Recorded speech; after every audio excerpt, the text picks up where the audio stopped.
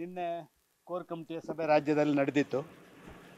ಸನ್ಮಾನ್ಯ ಅಗರ್ವಾಲ್ರು ಮತ್ತು ಇನ್ನೂ ಇತರರು ಪೊನ್ನು ರಾಧಾಕೃಷ್ಣನ್ ಮತ್ತು ಸುಧಾಕರ್ ರೆಡ್ಡಿಯವರ ಜೊತೆಯಲ್ಲಿ ನಾವೆಲ್ಲ ಕೋರ್ ಕಮಿಟಿಯವರು ಸೇರಿದ್ದೆವು.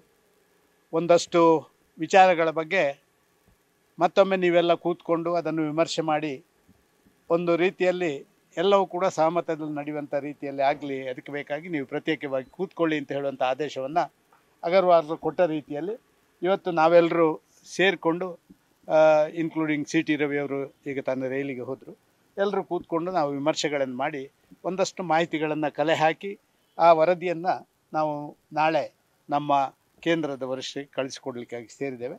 ಎಲ್ಲವೂ ಕೂಡ ಒಂದು ಒಳ್ಳೆಯ ರೀತಿಯಲ್ಲಿ ಸುಖಾಂತ್ಯಗೊಳ್ತದೆ ಅಂತ ಹೇಳುವಂಥ ವಿಶ್ವಾಸ ನನಗೆ. ರಾಜ್ಯಾಧ್ಯಕ್ಷರ ಆಯ್ಕೆ ಬಗ್ಗೆ ಮಾತುಕತೆ ಇಲ್ಲ, ರಾಜ್ಯಾಧ್ಯಕ್ಷರ ಆಯ್ಕೆ ಅದು ನಮ್ಮ ಹಂತ ಇನ್ನೊಂದು ಹಂತಕ್ಕೆ, ಅದಕ್ಕೆ ಚವಾಣರು ಬರ್ತಾರೆ. ಆದ ಕಾರಣ ನಾವು ಅದರಲ್ಲಿ ಏನು ಮಾತಾಡುವಂಥದ್ದಿಲ್ಲ.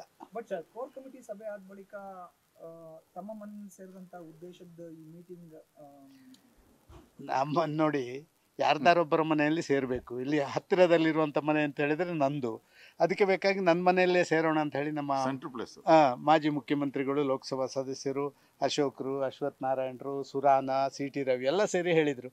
ನನಗೂ ಒಂದು ದೊಡ್ಡವರು ನನ್ನ ಮನೆಗೆ ಬಂದರೆ ಒಂದು ಖುಷಿ ಆಗುತ್ತೆ ಅಂತ ಹೇಳಿ ಅವರನ್ನೆಲ್ಲ ನನ್ನ ಮನೆಗೆ ಕರೆಸ್ಕೊಂಡೆ ಅಷ್ಟೇ. ಸರ್, ಮೀಟಿಂಗಲ್ಲಿ ಏನಾದರೂ ಶ್ರೀರಾಮುಲು ಅವರ ಬಗ್ಗೆ ಏನಾದರೂ ಚರ್ಚೆ ಆಗುತ್ತೆ ಸರ್? ಅದು ಶ್ರೀರಾಮುಲರ ವಿಷಯವೇ ಚರ್ಚೆ ಆಗುವಂಥದ್ದು ಯಾವ ವಿಚಾರಗಳು ಇಲ್ಲ, ಮತ್ತೆ ಅದನ್ನು ಚರ್ಚೆ ಮಾಡೋದೇನಿದೆ? ಅಂದರೆ ಅವರು ಬೇಸರವನ್ನು ವ್ಯಕ್ತಪಡಿಸಿದ್ರು ಸರ್, ಜನಾರ್ದನ್ ರೆಡ್ಡಿ ಅವರು ಕುರಿತಾ ಇದ್ದಾರೆ. ಗೊತ್ತಿಲ್ಲ, ಇದರ ಬಗ್ಗೆ ನನಗೇನು ಮಾಹಿತಿಗಳಿಲ್ಲ. ನ್ಯೂಸ್ ಫಸ್ಟ್ ನಿರ್ಭೀತಿಯಿಂದ ನಿಮ್ಮ ಪರವಾಗಿ.